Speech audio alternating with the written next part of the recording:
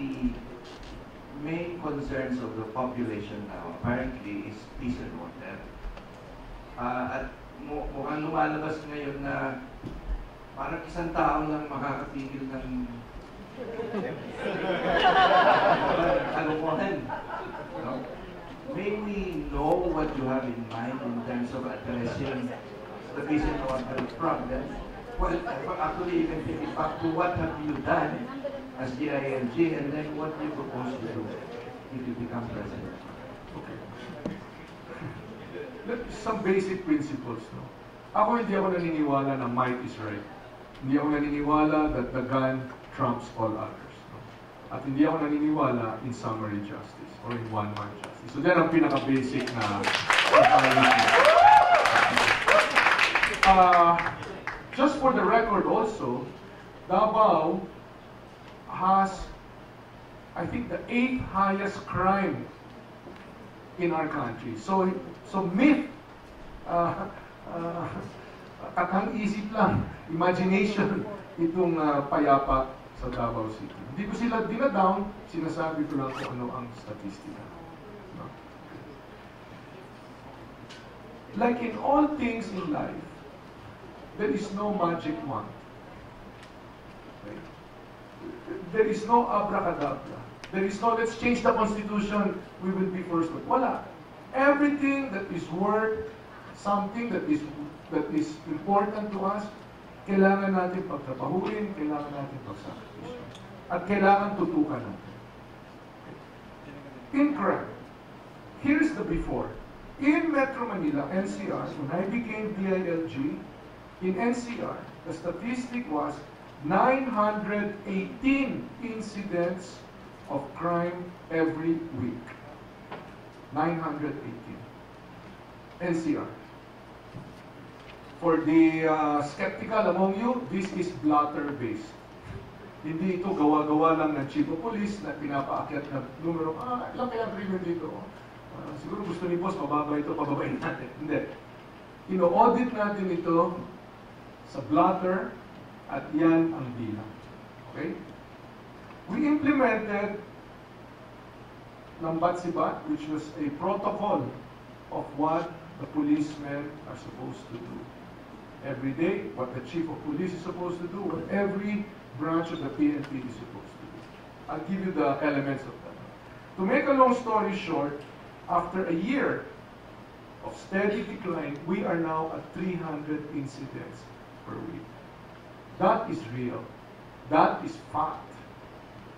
And that was actually accomplished.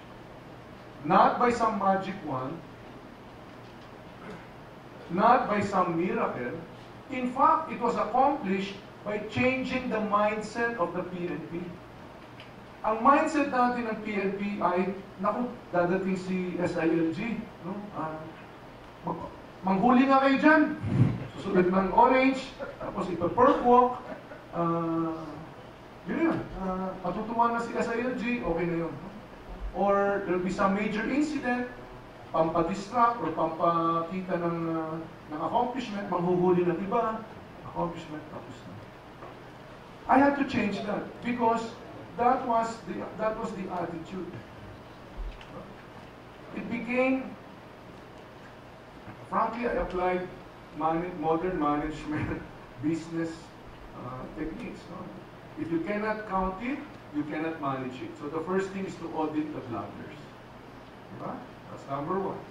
Number two, each policeman has to know what he's supposed to do every day. Anong kalye, anong oras, anong gagawin. Ilang negosyo or bahay ang kakatukin, etc. etc. In short, we gave out a protocol of what the foot patrols were, of what the mobile patrols were. We geotagged all of the crime incidents that were reported. So for the first time, they could see in a map, na Google, kung saan ginaganap itong mga krimen na ito at sa anong oras para mabantayan nila. And so on and so forth. So these are very, very basic things. Not glamorous, they don't make the headlines, but the end result is roughly every week, 600 of our kababayans ang nailigtas natin from crime. From 918 incidents a week, we're down to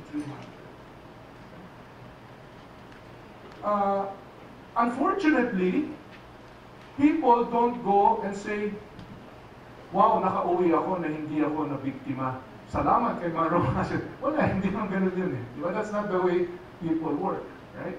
But those are the facts. And crime has been reduced. The other thing that we did was, we analyzed it. I said, most crimes are done by the same people. You know? It's their business, it's their livelihood. You know? So if we catch a criminal, we are catching him for a past crime, but more importantly, we are preventing him from committing the next crime. Because they are all part of these networks and syndicates. You know? So what did we do? We put out a most wanted for every single precinct in NCR. And every week, may singilan. Ilan na ang nahuli mo dyan? Ilan na ang sinusundan mo dyan? I tore down the silos between the intelligence service of the PNP, which was mostly focused on internal security and PA operations, and brought it to criminality. The CIDG, likewise, they were operating on their own silo. HPG, Highway Patrol Group, also on its own silo. I tore down all those silos and made them work together. I don't care what the crime is. These are the people who have outstanding warrants. Outstanding warrants. Hindi ito yung hinihinala lang na ayaw kita. Bang! Hindi ganun yan. Ha? May outstanding warrant ang bawat isa nito. And nagkakasingilan, ilan na ang na-aresto. Out of 945 men and women listed there, 700 mahigit ang na-aresto. That's also real. They are now, you can count them, they are now inside detention in our jails. So, you know, governance is serious business. It's not showbiz. Governance is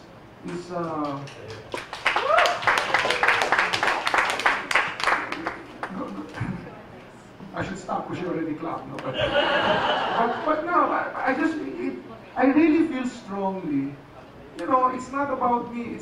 There's 100 million people who are depending on our government so that their dreams can come true for them. Diba? Hindi natin pwedeng dalhin ito sa ganun-ganun na lang. O sa mga patutsada, o sa mga wish ko lang, o sa mga, iba pang mga, anything that you all work for in your life, whether it was your college degree or any other accomplishment. At the end of the day, you had to apply yourself to the task. It was really the nuts and bolts. It's really the, you know, there's no glamour in sitting at past midnight studying your lessons. But that's what got you your grades. That's what got you to graduate.